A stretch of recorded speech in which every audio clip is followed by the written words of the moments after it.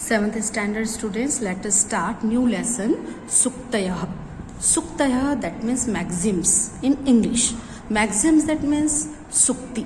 सुक्ति का अर्थ ये होता है कि आप अपनी बात एक लाइन में सार के साथ कैसे कहते हैं. मतलब एक लाइन में इतना बड़ा मीनिंग निकलता है उस एक लाइन का कि आपका ट्रांसलेशन जो है वो वन पेरा या मोर देन आप उसको डिस्क्राइब कर सकते हो. उस एक सुक्ति में वो सुक्ति अर्थ पूर्ण होती है, जो अपने आप में पूरा अर्थ रखती है. नीति के वचन कह सकते हैं हम. एक वाक्य में आपका जैसे सुभाषित श्लोक होते हैं पूरे, तो सुक्तियाँ किस तरह से होती हैं, जैसे पूरी एक लाइन में उस पूरा मीनिंग जो कहना चाहता है कहने वाला वो अपनी बात रख दे. तो इसको स्टार्ट करने के बाद पहले हम ग्लोसरी सीखेंगे. ग्लोसरी देखिए आप. जननी mother, Janmabhoomi Motherland, that means मातृभूमि. गरीयसी सुपीरियर. आपदी इन्वॉल्व्स मतलब संकट में, डिफिकल्टीज टफ टाइम या हमारा बुरा टाइम. So involves. श्रद्धावान फुल ऑफ फेथ, जो पूरा विश्वास करे. लभते इज गेटिंग प्राप्त कर रहे हैं या प्राप्त कर रहा है, इज है तो. यस्य हु हैज जिसका. बलम स्ट्रेंथ शक्ति. संघे, अब देखिए यहाँ पर संघे अनुस्वार के साथ आ सकता था, लेकिन संस्कृत में पंचम अक्षर का ही उपयोग होता है. और वो कैसे होता है, जब आप संघे लिखते हैं तो घ है और घ जो है वो क वर्ग का है और क वर्ग का पंचम अक्षर अंगा है.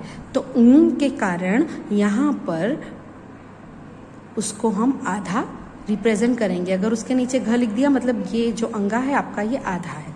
इन यूनिटी इन ग्रुप मतलब एकता में या समूह में. कलौ युगे इन कलयुग, कलयुग में. खलु दैट मीन्स रियली वास्तव में. आद्यम दैट मीन्स फर्स्ट पहले. तो हम शुरू करते हैं इनका मीनिंग.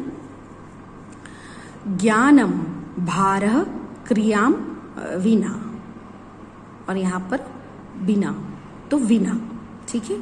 ज्ञानम भारः क्रिया विना, दैट मीन्स कि ऐसा ज्ञान कोई काम का नहीं जिसके लिए आप कोई क्रिया नहीं कर रहे हैं. आपके पास ज्ञान तो बहुत है लेकिन आप कोई एक्शन नहीं कर रहे हैं. आपका तो वो ज्ञान आपका निरर्थक है. क्या करेंगे उस एजुकेशन को, उस डिग्री को लेकर उसको, या आपने अपने ज्ञान भारः क्रियाम विना, या आपके काम में. ये भी कह सकते हैं कि कुछ लोग डिग्री होती है तो काम करते हैं, लेकिन काम करते हैं तो आपके काम में वो डिग्री आपने ली है या नहीं है इसका कोई मीनिंग नहीं निकलता. कुछ लोग बहुत हाईली एजुकेटेड होते हैं पर उन्हें यही नहीं पता होता है कि रैपर सड़क पे नहीं डालना चाहिए, वो डस्टबिन में डालना चाहिए. अगर आपको जगह नहीं है तो आप अपने एक खाली पॉली बैग रखिए अपने पर्स में या अपने कहीं पे भी, और उसमें वो इकट्ठा कीजिए आपके रैपर, और जब डस्टबिन दिखता है तब फेंकिए. बड़े से बड़े इंटेलिजेंट लोग ये करते हैं, एजुकेटेड, हाईली एजुकेटेड लोग. तो आप दूसरों के लिए गंदगी कर रहे हैं. मतलब मोरल वैल्यूज जो एथिक्स हैं वो आपने एजुकेशन तो लिया है, केवल वो डिग्री बेस्ड है आपके पास, और आप एक्शन भी कर रहे हैं, लेकिन वो भी आपकी एजुकेशन और आपकी डिग्री में वो एक्शन का कोई तालमेल नहीं बैठ रहा है. तो उनको कहते हैं पढ़े लिखे मूर्ख. तो यहाँ पर वही बात की गई है कि ऐसा ज्ञान जो आप क्रिया नहीं करते हैं वो आपके लिए भार स्वरूप हो जाता है. वो आपको केवल भार देता है, वजन. दिमाग पे वजन के अलावा और कुछ लेकर नहीं घूम रहे हैं आप खोखले घमंड में रहते हैं. जननी जन्मभूमिश्च स्वर्गादपि गरीयसी. माँ, जब हम माँ वर्ड बोलते हैं तो ही हमारे जाने कितने इमोशंस और जाने कितने भाव पैदा हो जाते हैं हमारे अंदर. एक कहना चाहिए जब माँ वर्ड बोलते हैं हम तो हमें केवल एक ऐसा व्यक्ति नजर आता है जो स्वार्थ बगैर हमारे लिए कुछ भी करने को तैयार है। उसका उसमें कोई स्वार्थ नहीं है।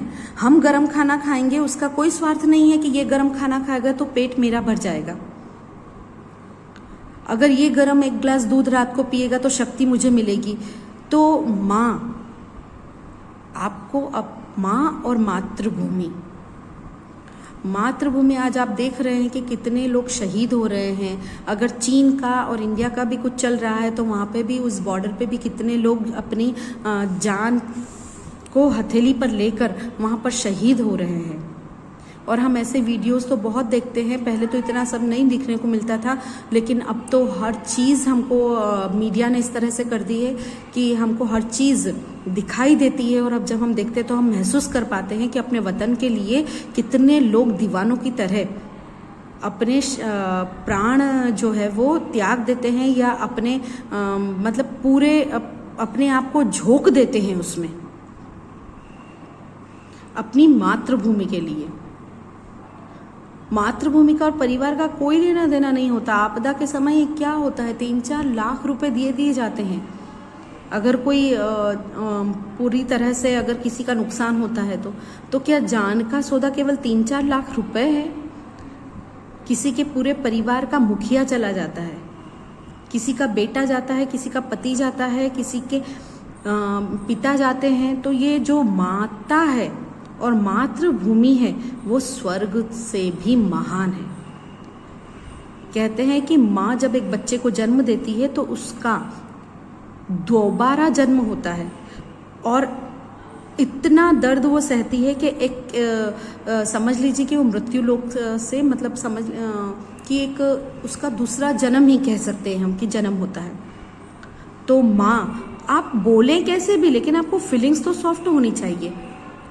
कई लोग बहुत अच्छी तरह से रिस्पेक्ट देते हैं अपनी माँ को, लेकिन जब काम करने का आता है, देखिए आप शादी के बाद आफ्टर मैरिज बहुत से लोग ऐसे आपको दिखेंगे कि वो माँ को रिस्पेक्ट दे रहे हैं, पर माँ को रिस्पेक्ट इतना ही कि आप ऐसी, आप उसके बाद वो ना तो उन अपने पेरेंट्स की देखभाल कर पाते हैं ठीक से, ना अपनी माँ का ख्याल रख पाते हैं। और ओल्ड एज होम में जाने कितनी माएँ और जाने कितने पिता हमें दिखाई देते हैं।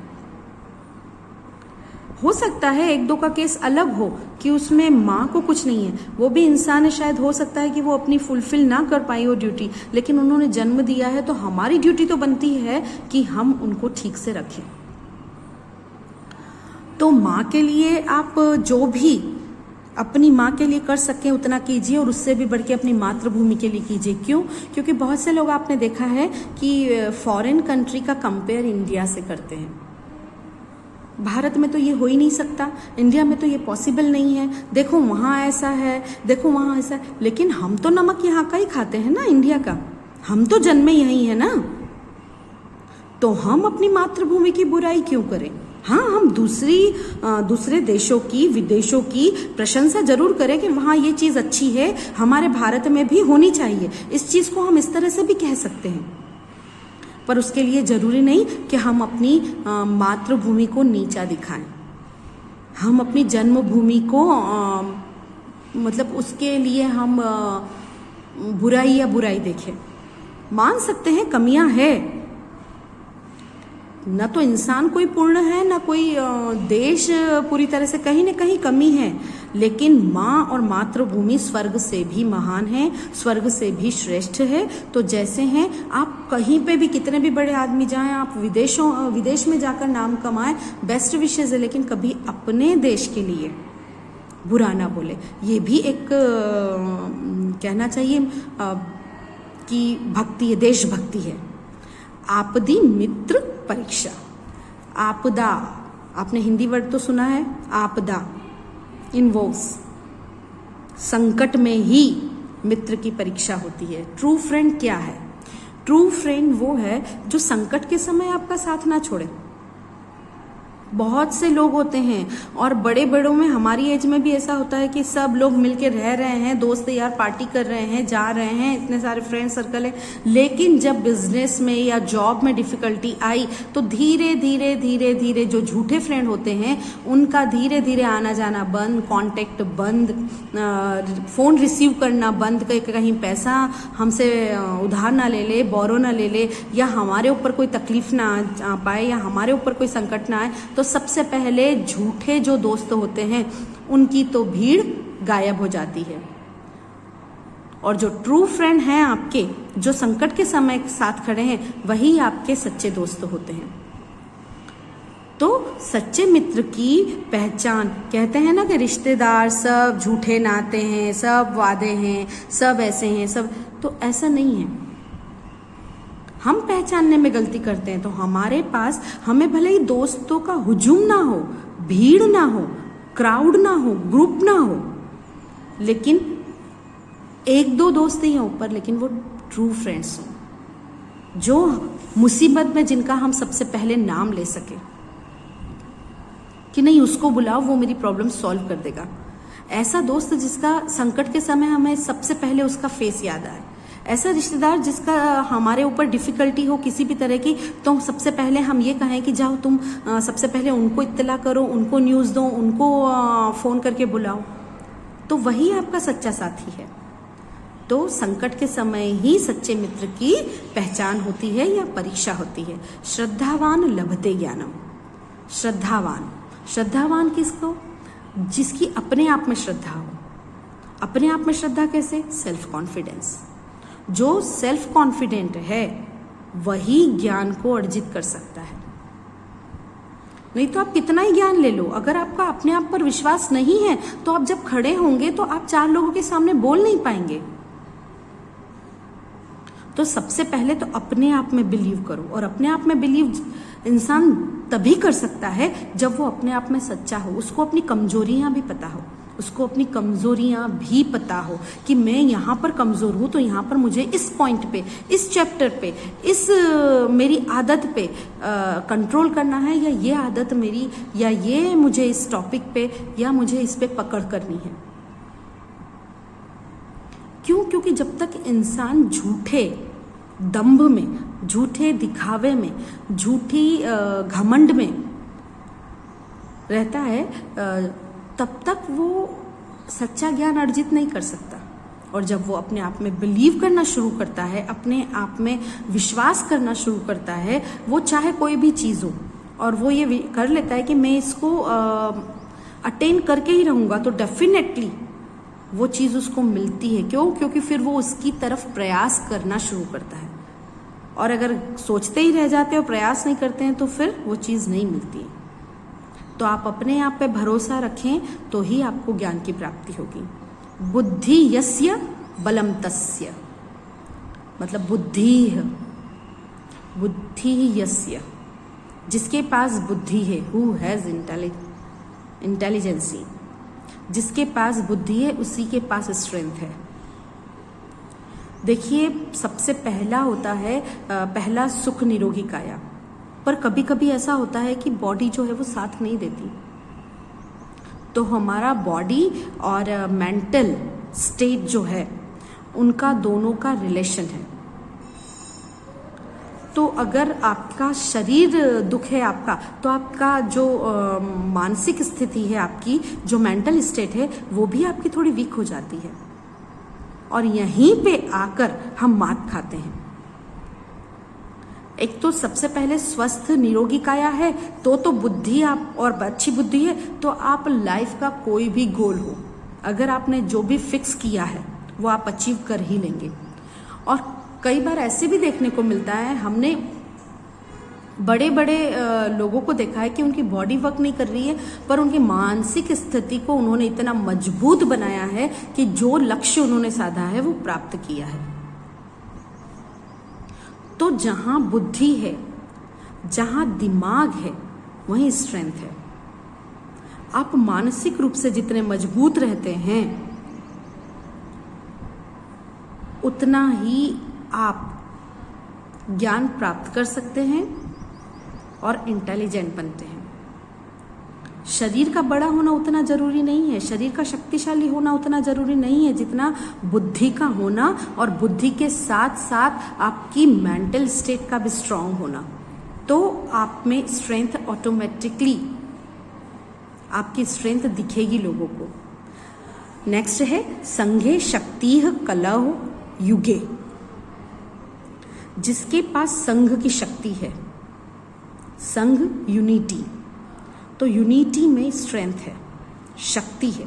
आप लकड़ियों के गट्ठर को, आपने स्टोरी सुनी है और बहुत ही फेमस स्टोरी है कि लकड़ियों के गट्ठर को नहीं तोड़ पाते, आप सिंगल जो है स्टिक उसको इजीली तोड़ देते हैं। वो इसलिए कि वो यूनिटी जो है वो फैमिली की है आपके पास। अब फैमिली से बाहर चले तो समाज है, समाज से बाहर चले तो देश है। तो क्या होता है कि इजीली आपको कोई भी तोड़ देता है। जब आप अपनी परिवार से अलग हो जाते हैं, अपने समाज से, अपने देश से अलग हो जाते हैं, तो इजीली आपका कोई भी लाभ ले सकता है। इसलिए हमेशा तोड़ने की नहीं, जोड़ने की कोशिश कीजिए। तो जो जिसके पास संघ है, संघ की शक्ति है, जिसके पास यूनिटी की भावना है, तो वो उसकी कलयुग में विजय निश्चित है। अकेले चने ने कभी भाड़ नहीं फोड़ा है। दैट मीन्स कि यदि हम भाड़ मतलब भट्टा जहाँ पर पॉपकॉर्न बनते हैं बड़े बड़े, जो हम अभी होली पे दिखते हैं, वो मशीन की बात नहीं कर रही हूँ मैं। भाड़ एक ऐसी भट्टी आती है जहाँ पर सूखे जो चने हैं ये सेके जाते हैं, सिंग दाना है, ये जो मूंगफली दाना है, ये सब। तो अकेला चना कभी नहीं इतना बड़ा फूलता है, वो सब साथ में। तो आप कभी वीडियो पे या यूट्यूब पे देखें तो एक साथ डाले जाते हैं और तब वो फूटते हैं। तो अकेला चना कुछ नहीं कर सकता है। कहने का है कि अकेला इंसान चाह के भी कुछ नहीं कर सकता। हाँ, अकेला इंसान अगर लक्ष्य साधे और चलना शुरू करता है तो उसके पीछे कारवां बनता चला जाता है। लेकिन हर काम में अगर इंसान ये सोचने लगे मैं तो अकेला ही काफी हूं, मैं तो मुझे किसी की जरूरत नहीं है, मुझे किसी की कोई जरूरत नहीं है, सबको मेरी जरूरत है, ये आपका घमंड होता है। जो शक्ति एकता में है, टीम वर्क में है, वो किसी चीज में नहीं। शरीर माध्यम खलु धर्म साधनम, मतलब यहां इस सूक्ति में कहा गया है कि जिसका शरीर अच्छा है, जिसका शरीर स्वस्थ है, मैंने अभी आपको बताया कि पहला सुख निरोगी काया, जो जिसके शरीर में कोई आदि व्याधि नहीं है। वास्तव में शरीर जो है एक धर्म का साधन है। क्यों? क्योंकि आपका शरीर अच्छा होगा तो आप धर्म की राह पर चलेंगे, तो डेफिनेटली आप, अगर आपका धर्म में ध्यान है, आपका शरीर है, तो आप धर्म कर भी पाएंगे। आपके अंदर वास्तव में शरीर जो है वो हमारा, क्योंकि हम शरीर से ही तो भक्ति करते हैं। हम उस मन को जो मारते हैं, तो हम शरीर पे तपस्या करते हैं। लोग क्यों इतने सालों तक तपस्या करते हैं? इतने सालों तक क्यों लोग अपने पूरे जो होता है बॉडी को उतना ध्यान दे पाते हैं? क्यों? क्योंकि आपके, अगर आपका शरीर ही स्वस्थ नहीं है तो आपका भगवान में भी मन नहीं लगेगा। तो पहला सुख आपका शरीर है, तो शरीर जो है वो धर्म का वास्तव में एक साधन है, धर्म की राह पर चलने वाला। तो इन सुक्तियों, इन मैगजिम्स की उससे माध्यम से ये सारी जो चीजें हैं ये आपके जीवन में, विद्यार्थी जीवन में भी उतारने लायक है।